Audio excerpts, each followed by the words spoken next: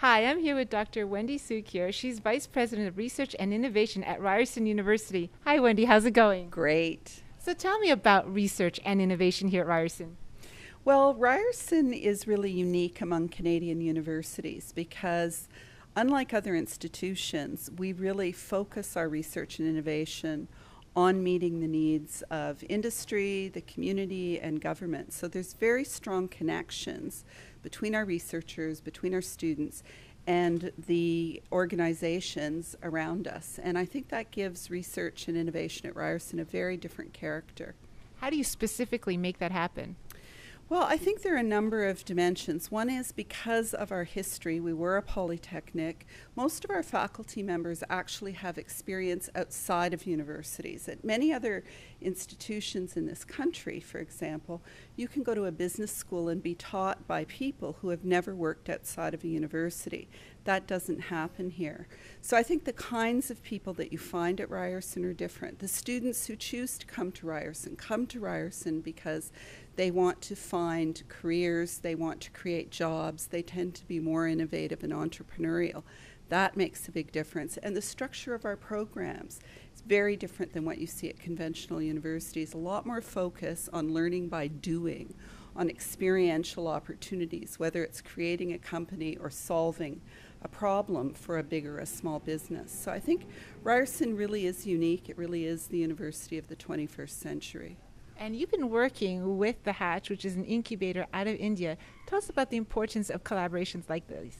Well, we're very interested in strengthening our ties with India for a whole number of reasons. One is both countries have committed to increasing trade. So there's a big focus on strengthening two-way trade between Canada and India. Secondly, we live in one of the most diverse cities in the world, but a very large percentage of the population of Toronto is actually South Asian, probably 15%.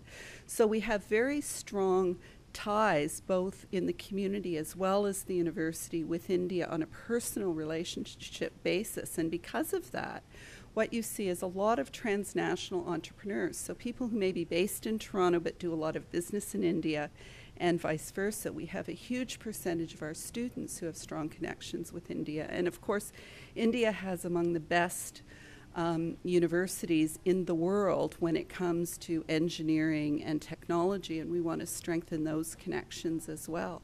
I guess the final thing is that India has really pioneered some very interesting approaches to innovation, whether we're talking about Jugaad and bottom of the pyramid innovations in rural communities, whether we're talking about the model that Tata uses. And Tata itself, very unique company.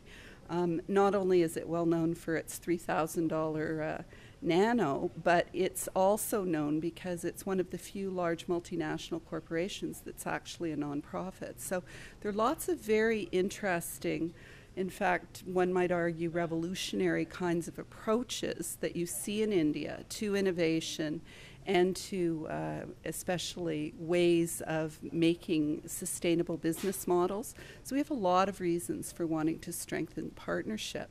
And Hatch in particular was of interest to us because it very much shared our vision of what was required to help jumpstart young and experienced entrepreneurs in terms of turning their ideas into reality, that focus on training programs, on networking, on giving advice and competitions, on using new technologies to strengthen exposure and access to capital and markets, worked very, very well with the kind of model of innovation and commercialization we've pioneered at Ryerson. Yes, in fact, recently they had a webinar that spoke about growth opportunities in India for startups, because we're normally used to hearing about traditional industry going into India, but now with the growing mobile apps market there and exchange of ideas and the opportunities that are available on both sides for India and Canada, they launched this exciting webinar, which is actually available in replay, and we can put that up on our site. But how else do you think we can help the startups in both countries collaborate together?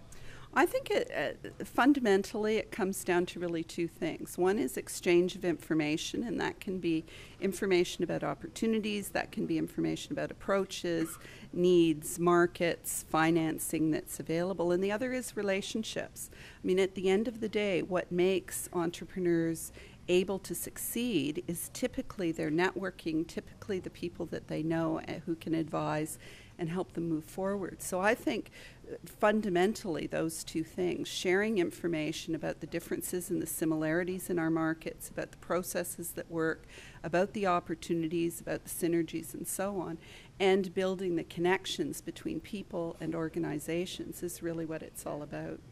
Now, Wendy, we've only really touched the surface of what you're all about in terms of innovation, but for those who know you, you're quite the guru in the area. So I have a question. What's next up on the horizon in innovation, in your opinion? I think that very committed and very interested, of course, in developing new products and new services and new companies. That's really the mainstay of what we think about in terms of innovation.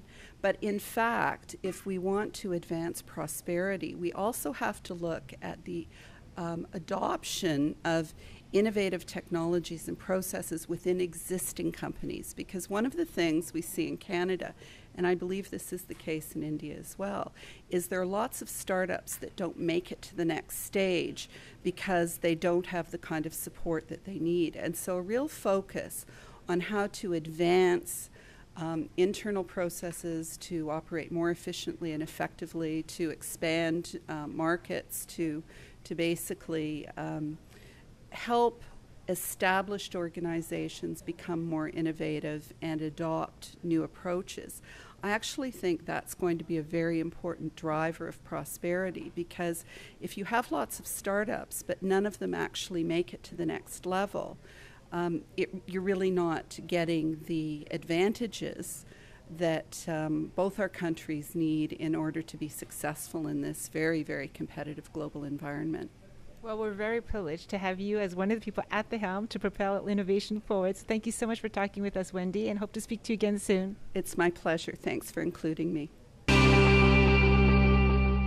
What an epic opportunity to have this chance to be at the DMZ in Toronto at Ryerson University today. We had some exciting conversations, and we hope you enjoyed our show.